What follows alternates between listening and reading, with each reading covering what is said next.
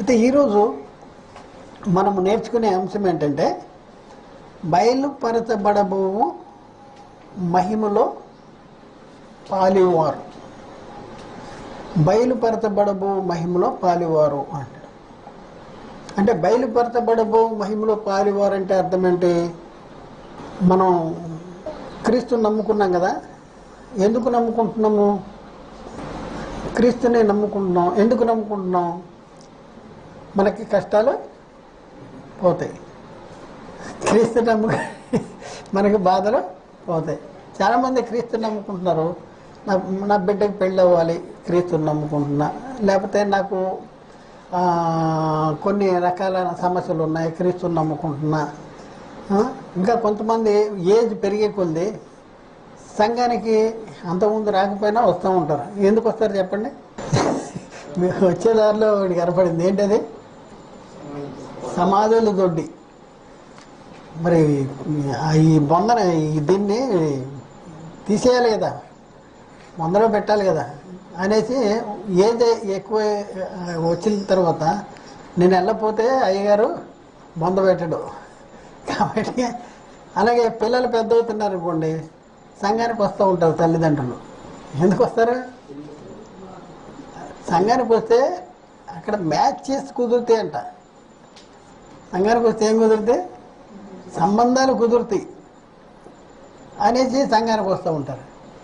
అసలు మనం యేసుక్రీస్తుని ఎందుకు నమ్ముకున్నాం? క్రీస్తు దగ్గరికి ఎందుకు వచ్చాం? క్రీస్తుని నమ్ముకుంటే మనకేం ఏం దొరుకుతుంది? ఇది మనం ఆలోచించాలి. మనం దేవుని మీద ఎలాంటి నమ్మకం పెట్టుకున్నాం? దేవుడు మనకి ఏమిస్తానన్నాడు? దేవుడు మన జీవితాల్లో ఏం చేస్తానన్నాడు? ఇప్పటిదాకా మనం అయ్యగారు చెప్పారు నమ్మకము అని చెప్పారు. మరి మనము దేవునికి నమ్మకస్తులుగా జీవించాలి. అయితే నమ్మకస్తులుగా ఎందుకు జీవించాలి అంటే దేవుడు నీకేదో ఇస్తానన్నాడు. ఆ ఇస్తానన్నది ఏదో మనకి తెలవాలి. దేవుడు మనకి ఏం చేస్తానన్నాడు, ఏమి ఇస్తానన్నాడు అంటే అది మనకు తెలవాలి. ఈ లోక సంబంధమైన వాటి విషయంలోనే మనం క్రీస్తునందు విశ్వాసం ఉంచుతున్నామా? ఏమవుతాము? చదవద్దు. 1 కొరింథీ 15:19 ఈ జీవిత కాలము మట్టికే మనము క్రీస్తునందు నిరీక్షించిన వారమైన ఎడల మనము మనుషులందరికంటే దౌర్భాగ్యము అవుతాం. ఈ లోక సంబంధమైన విషయాల్లో మాత్రమే, ఈ జీవిత కాలములో ఉన్న వాటి కోసమే మనం క్రీస్తునందు విశ్వాసం ఉంటున్నామా? దానికోసమే యేసుక్రీస్తు దగ్గరికి వచ్చామా? అయితే బైబిల్ ఏం చెప్తుందంటే మనుషులందరికంటే మరి దౌర్భాగ్యం అవుతూ ఉంటాయి. మరి దేనికోసం వస్తున్నాం ప్రభు దగ్గరికి? జీవనోపాధి కోసమా? అంటే జీవనోపాధి కోసం కాదు, నిత్య జీవం కోసం, రక్షణ కోసం. జీవనోపాధి అంటే మనిషి ఏం చేస్తున్నాడు? జీవనోపాధి కావాలంటే ఏం చేయాలి చెప్పండి? ఇప్పుడు మనకు పిల్లలు పుడుతున్నారు కదా.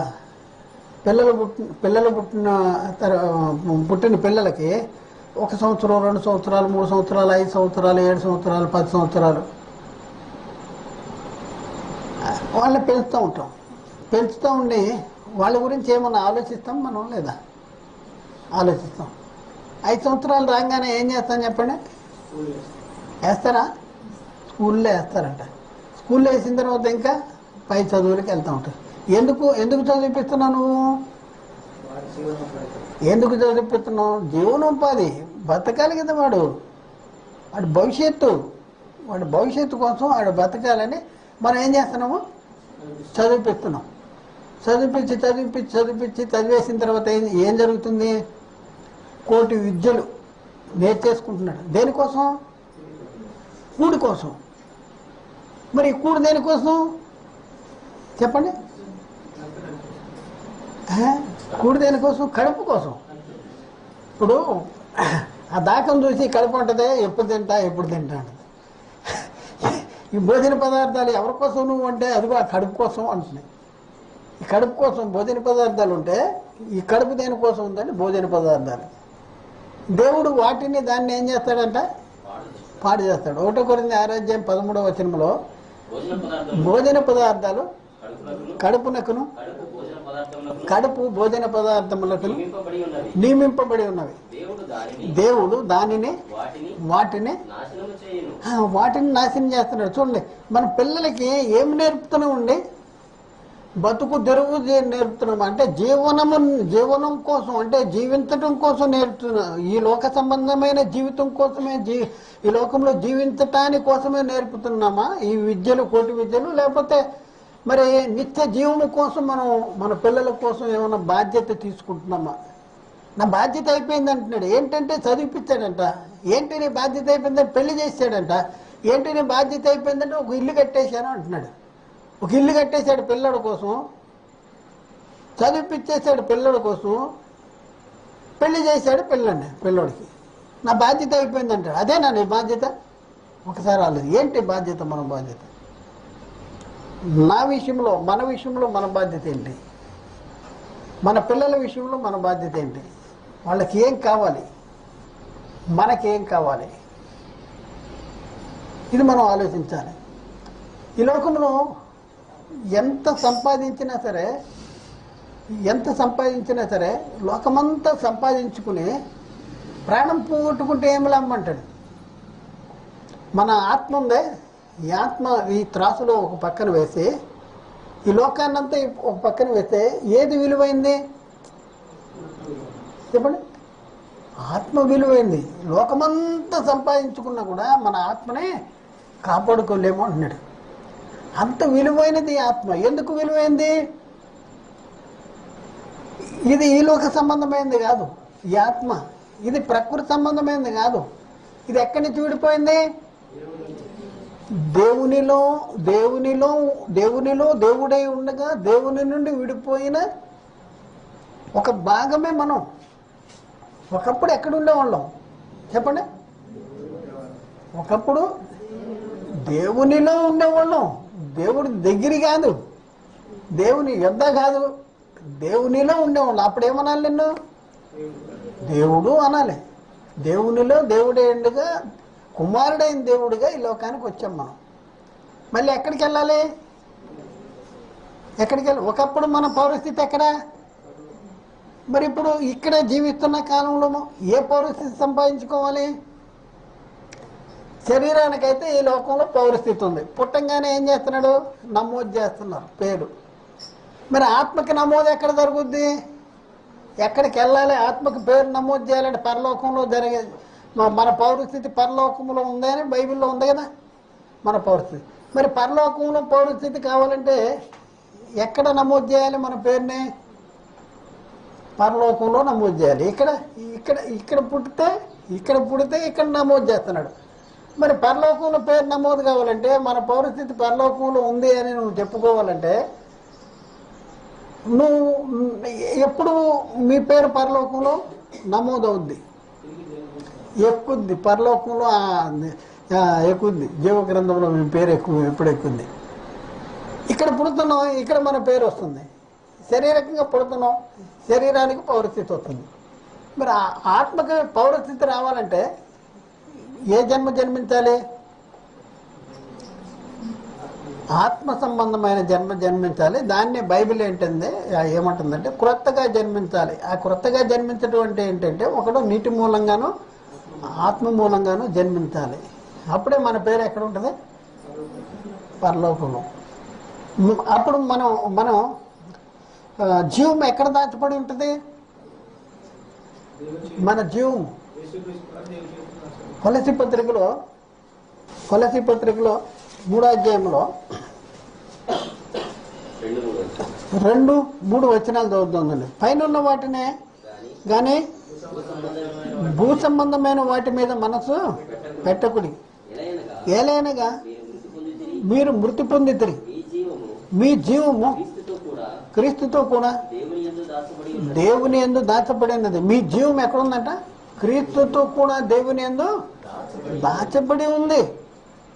మనం ఎఫ్సీ పత్రికలో 2వ అధ్యాయం 7వ వచనంలో అక్కడ మనం చూసుకుంటే ఎఫ్సీ పత్రిక 2:7 క్రీస్తు యేసునందు మనలను ఆయనతో కూడా లేపి పరలోకమందు ఆయనతో కూడా కూర్చుండబెట్టెను. ఎప్పుడు జరుగుతుంది ఇది? ఎప్పుడు జరుగుతుంది? బాప్తిజం తీసుకున్నప్పుడు, పాప క్షమాపణ జరిగినప్పుడు, రక్షణలోనికి ప్రవేశించినప్పుడు, రక్షణ పొందినప్పుడు, రక్షణలోనికి ప్రవేశించినప్పుడు, పాప క్షమాపణ జరిగినప్పుడు. ఈ పాప క్షమాపణ జరగాలన్నా, రక్షణ కలగాలన్నా పునఃస్థితి స్థాపన సంబంధమైన స్నానం అంటే బాప్తిజం తీసుకోవాలి. బాప్తిజం తీసుకుంటేనే మన పేరు ఎక్కడ ఉంటుంది? ఈ శరీరానికైతే ఇక్కడ పౌరస్థితి ఉంది, మరి ఆత్మకు పౌరస్థితి కావాలంటే ఏం చేయాలి? ఈ ఆత్మ పౌరస్థితి కలిగిన వాళ్ళ నిరీక్షణ ఏంటి? దేనికోసం ఎదురు చూస్తారు?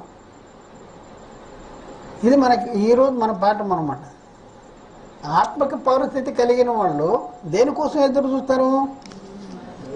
బయలుపరచబోడు, మనం పొందుకునే మహిమ, రాబోయే మహిమ, పొందుకునే మహిమ, ఆ మహిమ కోసం ఎదురు చూస్తారు. 1 పేతురు పత్రిక 5:1 పేతురు గారు చెప్తున్నాడు. 5:1 అక్కడ ఏముంది? తోటి పెద్దను క్రీస్తు శ్రమలను గూర్చిన సాక్షిని బయలుపరచబడబోవు మహిమలో పాలివాడనైన నేను, చాలండి, బయలుపరచబడబోవు మహిమలో పాలివాడనైన నేను, మీరందరూ అనండి. ఎవరైతే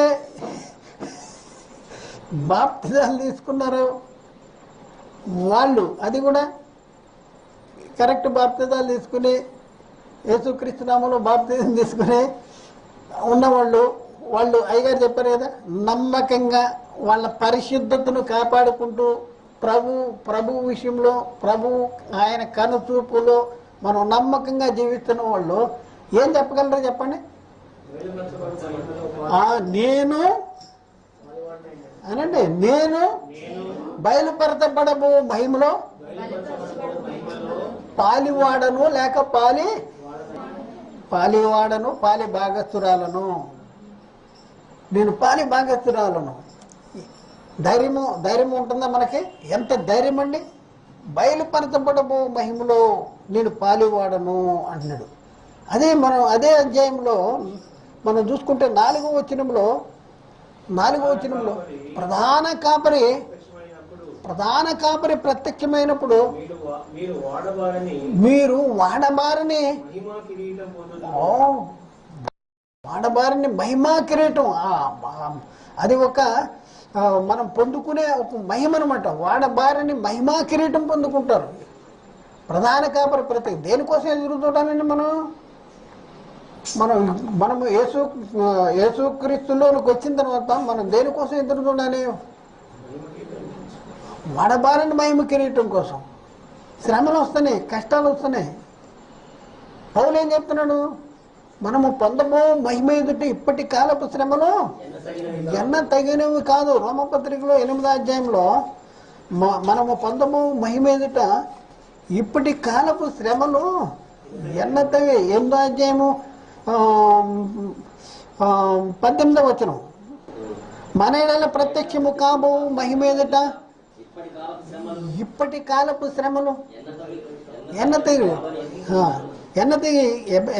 మన ఏడల ప్రత్యక్షము కాబో మహిమ. చూడండి, ఆ మహిమ మామూలుదా? ఎక్కడికి వెళ్తాం మనం? ఎవరితో సమానంగా మనం మార్చబడిపోతాము? మన దీన శరీరము తన మహిమ గల శరీరానికి సమరూపము గలదానిగా మార్చబడిపోతాం. ఆయన వచ్చినప్పుడు ఆయన ఉన్నట్లుగానే ఆయన్ని చూస్తాం కనుక ఆయన్ను పోలి ఉంటాం. ఎంత మహిమలో మారిపోతామండి. అసలు యేసుక్రీస్తు దగ్గరికి వచ్చింది దానికోసం అండి. ఈ లోకంలో ఉన్న వాటి కోసం కాదు. ఈ లోకంలో అవి దేవుడు మనకి అందరికీ ఇచ్చేశాడు. గాలి అందరికీ ఇచ్చాడు, ఎండ అందరికీ ఇచ్చాడు, వాన అందరికీ ఇచ్చాడు, అది అన్నీ కూడా పంచిచ్చాడు. వాటిలో అనుభవించండి అనేసి అందరికీ చెప్పాడు. మీరు ఫలించండి, అభివృద్ధి చెందండి, భూమిని విస్తరించండి, దాన్ని లోపరుచుకోండి అన్నాడు. ఇదన్నీ కూడా అందరికీ దొరుకుద్ది. ఉన్నవాడికి అన్ని తిండి కూడా లేనోడు తింటాం మానేస్తున్నాడా?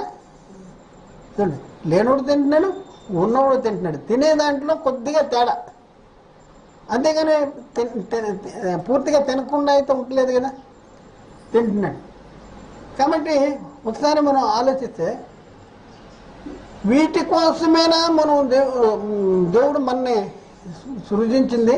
దేనికోసం దేవుని కోసం మనల్ని జగత్తు పునాది వేయబడక మునుపు ప్రేమ చేత క్రీస్తులు ఏర్పాటు చేసుకున్నాడు.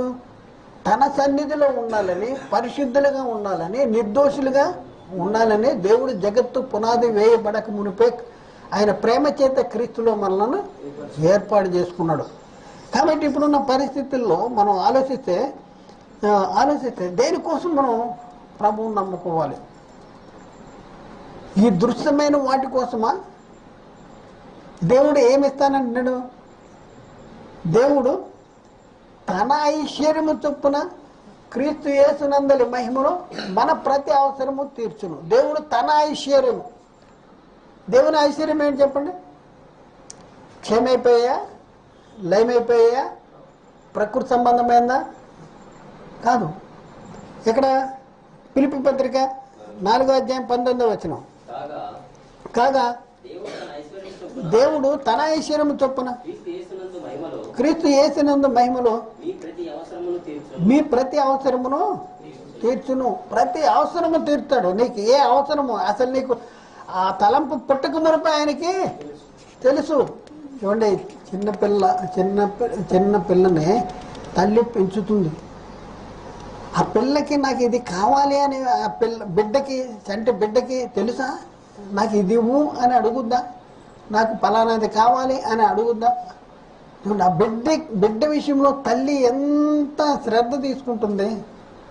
మనకు పుట్టిన బిడ్డల విషయంలో మనం ఎంత శ్రద్ధ తీసుకుంటున్నాం చంటి బిడ్డ విషయంలో.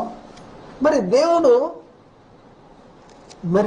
మన కన్న తండ్రి మరి మన గురించి ఆలోచిస్తే ఆయన ఏమి ఆలోచించాడు? ఏం చేస్తానని మన కోసం ఏమి ఇస్తానన్నాడు? ఈ లోకాన్ని ఇక్కడే ఉండిపోవాలా? ఇక్కడ ఉండిపోవటానికే మన ఈ లోకాన్ని పంపించాడా? ఇక్కడ ఉండిపోవటానికి మాత్రమే కాదు.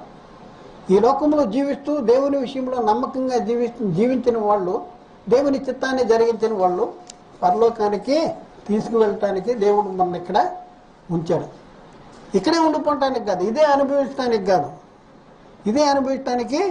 కాదు. అసలు మన ఆలోచన వేరు, మన తలంపులు వేరు. ఇక్కడికి వచ్చేసిన తర్వాత మన ఆలోచనలే వేరైపోయినాయి, మన తలంపులే వేరైపోయినాయి, మన కోరికలే వేరైపోయినాయి, మన అభిరుచులు, మన ఆలోచనలు, తలంపులు, కోరికలు ఇవన్నీ వేరైపోయినాయి. అయితే దేవుడు అంటున్నాడు, మీరు ఊహించు వాటికంటేను, మీరు అడుగు వాటికంటేను, ఊహించు వాటికంటేను అత్యధికముగా దయచేయగల దేవుడు అంటున్నాడు. దేవుడు ఎలా అంటాడండి? ఎఫ్సీ పత్రిక 3వ అధ్యాయం 20-21 వచనాలు. ఎఫ్సీ పత్రిక 3వ అధ్యాయము 20-21 వచనం.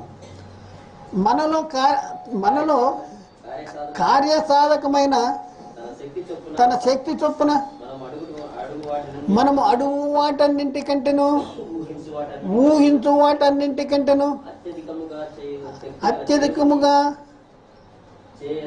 చేయగల శక్తి గల దేవునికి ఎలాంటి శక్తి ఉందంట? మనము అడుగు వాటన్నింటికంటే, మనం ఊహించే వాటన్నింటికంటే, మన ఊహలకి అతీతమైంది దేవుడు మనకి దయచేసేది. దేవుడు మనకి ఇచ్చేది మన ఊహలకే అతీతం. మనకి చిన్నప్పుడు నేనేం చేసేవాడిని, మా నాయన బజార్ని తీసుకెళ్ళాడు అనుకోండి. ఈ బజార్లో ఏముంటాయి? బళ్ళు ఉంటాయా? ఆ బళ్ళ మీద ఆ చెప్పులు, ప్లాస్టిక్ చెప్పులు ఉండేవి, బూట్లు. ఆ బూట్ చూసేవాడిని. ఆ బూట్ నాకు కావాలనేవాడిని. ఆ బూట్ ఈ బూట్ ఎందుకు? నీకు బాటా బూట్లు కొనిస్తానంటే, లేదు నాకు ఇప్పుడే కొను, నాకు ఇదే కొను. కొంటావా? ఇక్కడ కూర్చోనా? ఏంటి ఆ బూట్లు ఎందుకు? కాళ్ళు కొరికేస్తాయి, ప్లాస్టిక్ బూట్లు అవి. లేదు నాకు ఇదే కావాలి. మన ఆలోచనలు అలాగే ఉన్నాయి. నాకు అది కావాలి, నాకు ఇది కావాలి, నాకు ఏది తక్కువైంది, అది తక్కువైంది, ఇది తక్కువైంది, లోకాన్ని గురించి అడుగుతున్నాం.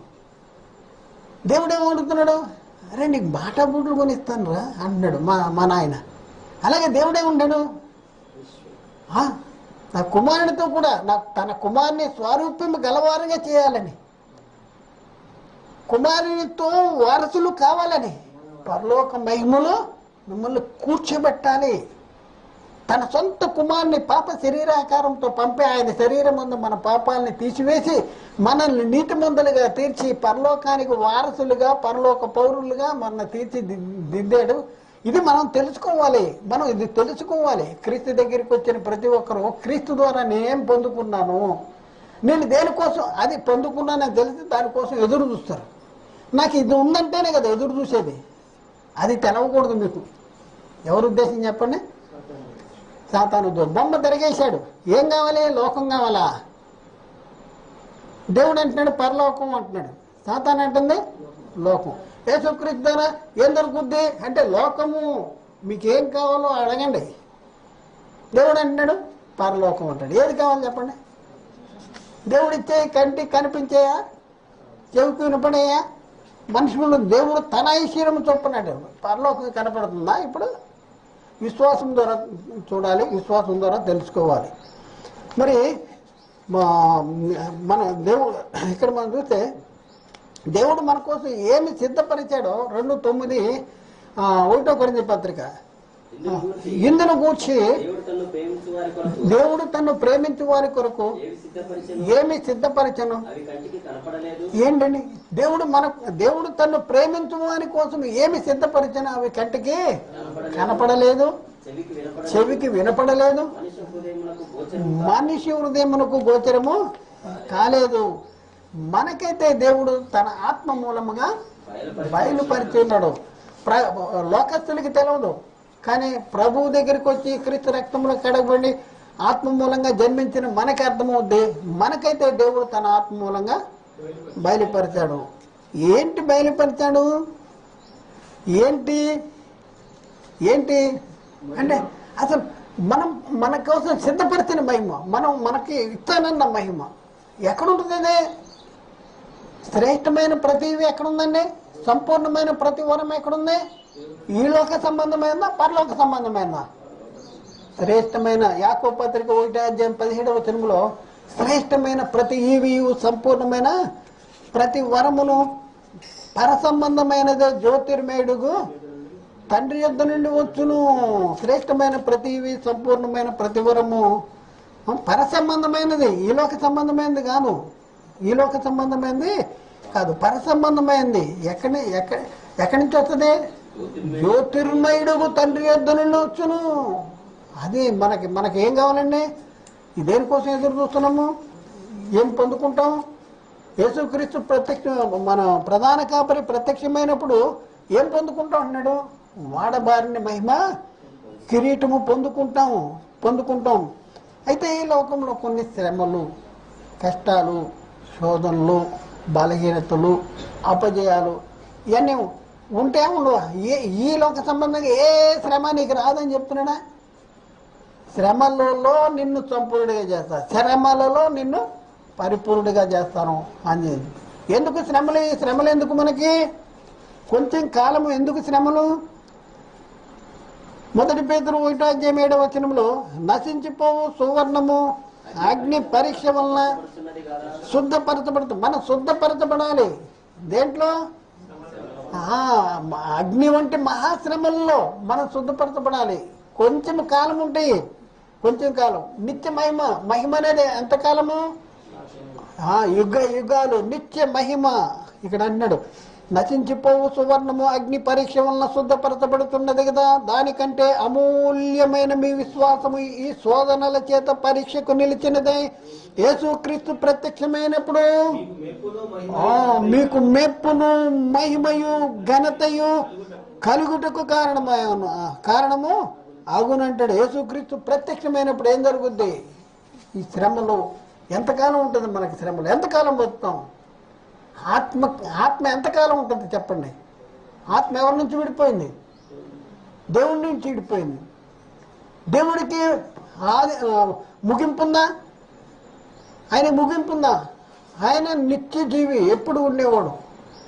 ఆయన దేవుడు నిత్యము ఉండేటట్టు. మరి దేవుడి నుంచి చెడిపోయిన ఆత్మకి మరణం ఉందా? శరీరం చనిపోతుంది. అంటే చనిపోతుందంటే శరీర మరణం అంటే శరీరం నుండి ఆత్మ ఎడబాటు చేయదు. ఈ ఎడబాటు జరిగిన ఈ శరీరాన్ని ఏం చేస్తున్నాం? మన్ను కనుక మన్నులో పడుతున్నాం. మరి ఆత్మకి ముగింపు ఎక్కడుంది? ముగింపు లేదు. ఉంటే నిత్య జీవములను ఉండాలి, లేకపోతే నిత్య నరకంలో ఉండాలి. ఎంతసేపు ఉంటుంది? ఆత్మ చావదు, అగ్ని ఆరదు, యుగాలు. ఒకవేళ ఇక్కడ దేవుని విషయంలో మనం నమ్మకస్తులుగా జీవించకపోతే ఏం జరుగుద్ది? అరుపులు, పెడబొబ్బలు, ఊదనక్కర్లేని అగ్ని.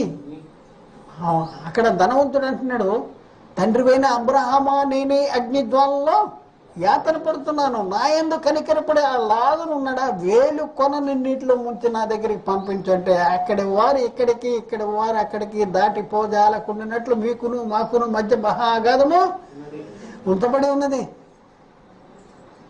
ఎంత భయంకరమైనటువంటి పరిస్థితి ఎదుర్కోవాలో ఒక్కసారి ఆలోచించండి. అలాంటి స్థితి నీకు ఉండకోకుండా చేశాడు ఎవరు చెప్పండి? దేవుడు యేసుక్రీస్తు ద్వారా మనకి చేశాడు. నా కుమారుడు కావాలి, నా కుమారుడుగా ఉండాలి, నువ్వు నా సన్నిధిలో ఉండాలి, పరిశుద్ధులుగా ఉండాలి, నిర్దోషులుగా ఉండాలి అనేసి. అందుకనే యేసుక్రీస్తు ప్రత్యక్షమైనప్పుడు ఏం జరుగుతుందంటే మీకు మెప్పును, మహిమయు, ఘనతయు కలుగుటకు కారణం. ఎదురు చూస్తున్నారా? క్రీస్తు రాకడ కోసం ఎదురు చూస్తున్నారా? యేసుక్రీస్తు కోసం ఎదురు చూస్తున్నారా? యేసుక్రీస్తు వస్తే ఏం జరుగుతుంది మనకి? ఇప్పుడైనా కావాలి. ఆయన వచ్చి ఏం చేస్తాడు? ఆయన ఇప్పుడు మాయిదారి దేవుడు నమ్ముకుంటే అన్ని పోతాయి, కష్టాలు పోతాయి, అయిపోతాయి అన్నాడు. నాకే రావాలా మాయిదారి కష్టాలు? మాయిదారి దేవుడు మాయిదారి కష్టాలు అంటాడు. చాలామంది అనుకుంటారు దేవుడు మన విషయంలో మనము నమ్మకస్తులము కాకపోయినా కూడా దేవుడు నమ్మకస్తుడు అంట. ఆయన నమ్మకస్తుడు. ఆయన అవునని చెప్పి కాదని వాడు కాదు. ఎందుకు సందేహపడుతున్నావు?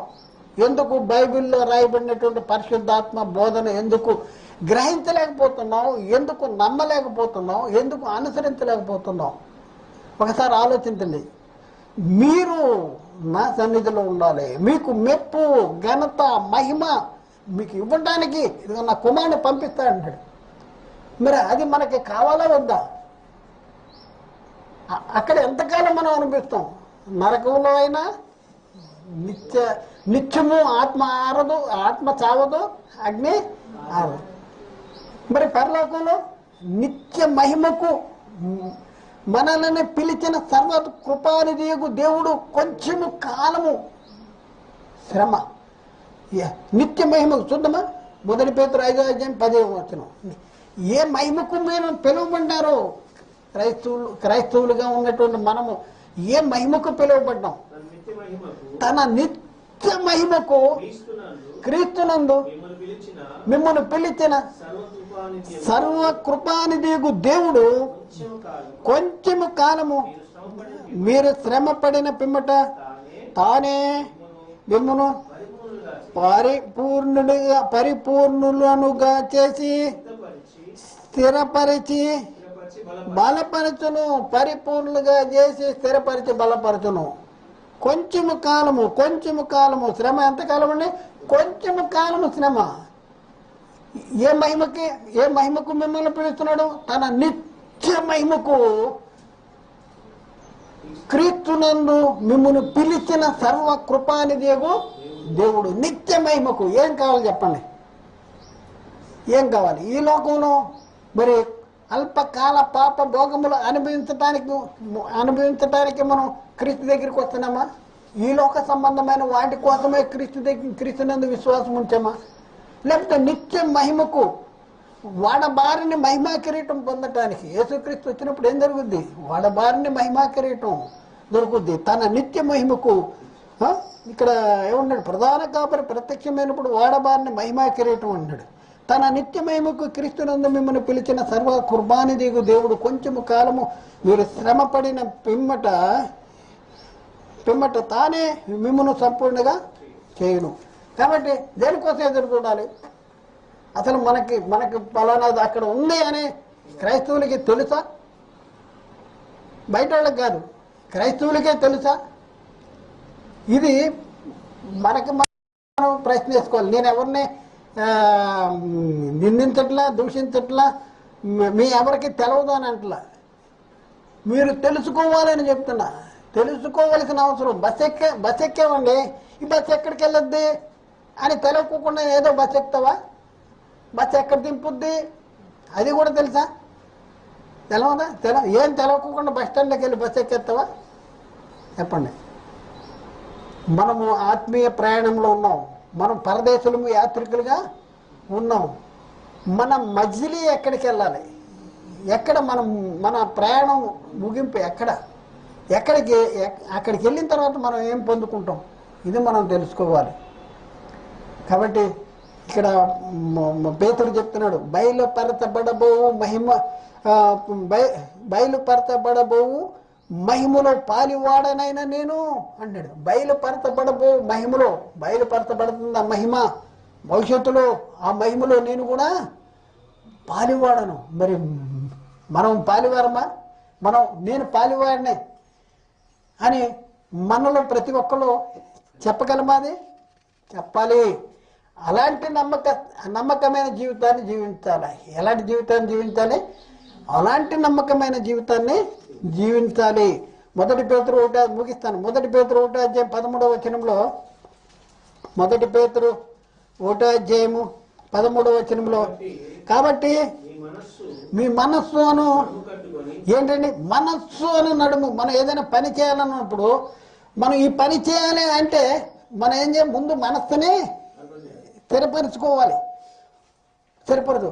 పొద్దున భర్త గారు డ్యూటీకి వెళ్తున్నారు. ఆయనకి ఏదైనా వండి పెట్టాలి అనేసి అనుకుంటే మనం ముందు మనసులో స్థిరపరచుకుంటాం. పలానా ఊరు వెళ్ళాలంటే ఏ టైంకి వెళ్ళాలి? పొద్దున్న 5 గంటలకు వెళ్ళాలి. ఎన్నింటికి లేగాలి?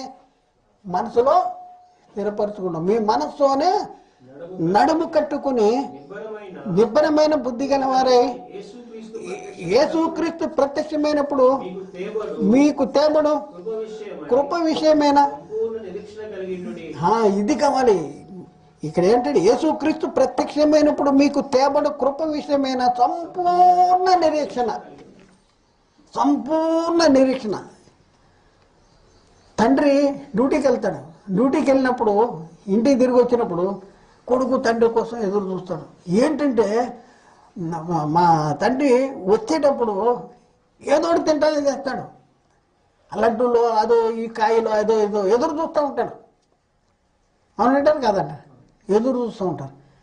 ఇప్పుడు మనం ఒక నిరీక్షణ కదా, సంపూర్ణ నిరీక్షణ. మరి మనకి యేసుక్రీస్తు ప్రత్యక్షమైనప్పుడు మరి తేబడు కృప విషయమే మనకు సంపూర్ణ నిరీక్షణ కలిగి ఉండాలంటే ఏం కావాలి? నిరీక్షణ కలిగి ఉండాలంటే ఏం కావాలి? తెలుసుకుని ఉండాలి. దేవుడు వాగ్దానం చేశాడు. వాగ్దానాన్ని తెలుసుకోవాలి, నమ్మాలి. నమ్మినప్పుడే నిరీక్షిస్తాం. దేవుడు నా కోసం ఇది సిద్ధపరిచాడు కనుక మనలో ఏమవుతుంది? నిరీక్షణ అనేది వస్తుంది. కాబట్టి మరి ఇప్పుడున్న పరిస్థితుల్లో ఏం కావాలి మనకి? యేసుక్రీస్తు ప్రత్యక్షమైనప్పుడు తేబడు కృప విషయంలో సంపూర్ణ నిరీక్షణ కలిగి ఉండాలి. కాబట్టి ప్రియులారా, ఆలోచించేయండి, ఎలాంటి పరిస్థితుల్లో ఉన్నాం మనం? మన స్థితి ఎలా ఉంది? అసలు క్రీస్తునందు విశ్వాసం ఉంచాం, యేసుక్రీస్తు నమ్ముకున్నాం. ఎందుకు నమ్ముకున్నాం? దేనికోసం నమ్ముకున్నాం? నమ్ముకుంటే నాకు దొరికేదేంటి? అసలు అది తెలిస్తేనే కదా మనకి నిరీక్షణ వచ్చేది, ఆ సంపూర్ణ నిరీక్షణ కలిగి ఉండేది. కాబట్టి క్రీస్తు బయలుపరచబడబో మహిమలో పాలివాడనైనా నేను అనేసి మనలో ప్రతి ఒక్కరూ మరి చెప్పగలగాలంటే క్రీస్తు ద్వారా మనం ఏం పొందుకుంటాం? మనకి ఏం సిద్ధపరచబడింది? నేనెవరిని? నేను ఎక్కడ వాడిని? నా కోసం దేవుడు ఏం చేశాడు, ఏం సిద్ధపరిచాడు, ఇవన్నీ తెలుసుకోవాలి. ఇవన్నీ తెలుసుకుని వాటిని నమ్మాలి. ఎందుకంటే ఈ లోక సంబంధమైన ఎంతకాలం ఉంటాయి చెప్పండి? మనం ఎంతకాలం ఉంటాం? మన ఆయన ఉన్నాడా? వెళ్ళిపోయాడు. తాత వెళ్ళిపోయాడు. నేను ఉంటానా? నేనే వెళ్ళిపోతాను. టైం వచ్చేస్తుంది కదా. ఎంతకాలం ఉంటాం మనం? ఎంతకాలం ఉండవు. వెళ్ళిపోయేవాళ్ళమే. తరాలు వస్తున్నారు, వెళ్తున్నారు. మనం కూడా వెళ్ళిపోవాలి. వెళ్ళిపోవటానికి వయసు, నేను ఇంత వయసు వస్తేనే తప్ప నేను వెళ్ళను అనేది చెప్పగలరు ఎవరన్నా? ఈ ప్యాన్ ఉంది, అది గ్యారెంటీ ఇస్తున్నాడు. ఎంత గ్యారెంటీ ఇస్తున్నాడు? 3 years అని ఒకడంటుంటే 5 years అని ఒకడు అంటున్నాడు. మనిషి తయారు చేసిన ప్రతి వస్తువుకి మనిషి గ్యారెంటీ ఇస్తున్నాడు. కానీ మనకే గ్యారెంటీ ఉందా? ఇంతకాలం పోతానే చిన్నపిల్లలు చనిపోతున్నారు, యవనస్తులు చనిపోతున్నారు, వృద్ధులు మరణానికి వయసుతో నిమిత్తమే లేదు, సంబంధమే లేదు. మరి ఎప్పుడు వెళ్ళిపోతాం మనకి తెలవదు. మరి ఎలా ఉన్నాం? మన పరిస్థితి ఎలా ఉంది? అసలు మనం ఏం తెలుసుకుంటున్నాం? క్రీస్తు దగ్గరికి వచ్చాము, క్రీస్తుని నమ్ముకున్నాము, నాకేం దొరికింది, నాకు అక్కడ ఉంది అని ఒక నిబ్బరమైన బుద్ధి ఉందా మనకి ఒక స్థిర విశ్వాసం ఉందా? నాకు అక్కడ అది ఉంది, నాకు అక్కడ పలానా 10 ఎకరాలు ఉంది, లేకపోతే నాకు అక్కడ బిల్డింగ్ ఉంది అనేసి మనం ఈ లోకంలో అనుకుంటే దానికోసం అబ్బా నాకు అది ఉంది, నాకు అది ఉంది, నాకు ఉద్యోగం ఉన్నా లేకపోయినా పర్వాలేదు, ఈ పొలం ఉంది 10 ఎకరాలు, లేకపోతే ఆ బిల్డింగ్ ఉంది, అద్దెలు వస్తాయి, ఏదో ఒక నిబ్బరం ఉంటుంది. మరి పనిలో మనం ఆత్మ ఎక్కడికి వెళ్ళాలి చెప్పండి? అందరూ కోరుకునేది మన ఆత్మ ఎక్కడికి వెళ్ళాలని కోరుకుంటున్నాం? పరలోకం వెళ్ళాలి. మరి పరలోకం వెళ్ళాలంటే పరలోకం వెళ్ళే ఈ ఆత్మకి ఏముంది? ఇది మనం ఆలోచించాలి. క్రీస్తు దగ్గరికి వచ్చిన ప్రతి ఒక్కరిలో ఈ ఆలోచన రావాలి. ఈ ఆలోచన ఎప్పుడు వచ్చినప్పుడే ఆ బయలుపరచబడవు, యేసుక్రీస్తు 2వసారి వచ్చినప్పుడు బయలుపరచబడబోవు ఆ మహిమలో నేను పాలివాడను అనే అంత ధైర్యంగా మనం చెప్పగలము, ఉండగలము. మరి అలాంటి పరిశుద్ధమైన జీవితాన్ని మనం జీవిస్తున్నామా? మనం యేసుక్రీస్తుని రక్షకుడని, దేవుని కుమారుడని, యేసుక్రీస్తు ప్రభు అని, క్రీస్తులో పాప క్షమాపణని, క్రీస్తు ద్వారానే నిత్యజీవమని మనం నమ్మి యేసుక్రీస్తు నామములో బాప్తిజం తీసుకున్నామా?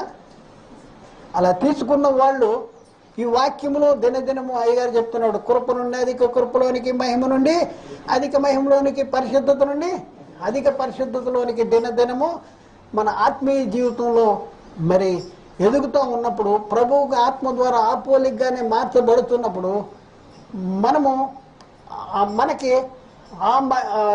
బయలుపరచబడబో ఆ మహిమలో పాలివారంగా ఉంటాం. ప్రియులారా, మరి మీరు ఎలా ఉన్నారు? మనం ఎలాంటి స్థితిలో ఉన్నాం? మరి ఈ మాట మన గుండెల మీద హృదయం చేయబెట్టుకునే, అవును నేను కూడా బయలుపరచబడబో మహిమలో పాలివాడను, పాలి భాగస్తురాలను, నేను కూడా దానికి నేను కూడా పాలి దానను అనేసి మనం చెప్పగలుగుతున్నామా? అలా చెప్పగలిగినప్పుడే నువ్వు క్రీస్తు వాడవు, క్రీస్తు దానవు. కాబట్టి అలాంటి శ్రేష్టమైన ఉన్నతమైనటువంటి జీవితాన్ని మనం ఈ లోకంలో జీవిస్తూ, ప్రభు విషయంలో నమ్మకంగా జీవిస్తూ, ఆ పొందబోయే మహిమలో మనం పాలివారంగా ఉండటానికి మనం తీర్మానం చేసుకుందాం. మరి మనము మన తీర్మానం ప్రకారం మనం జీవిస్తుండగా ప్రభు మనకి మన ప్రక్కనే నిలిచి, లేకపోతే మనకి తోడై ఉండి మన నడకని, మరి మన ఆలోచనని ఆయన స్థిరపరుస్తాడు. దేవుడు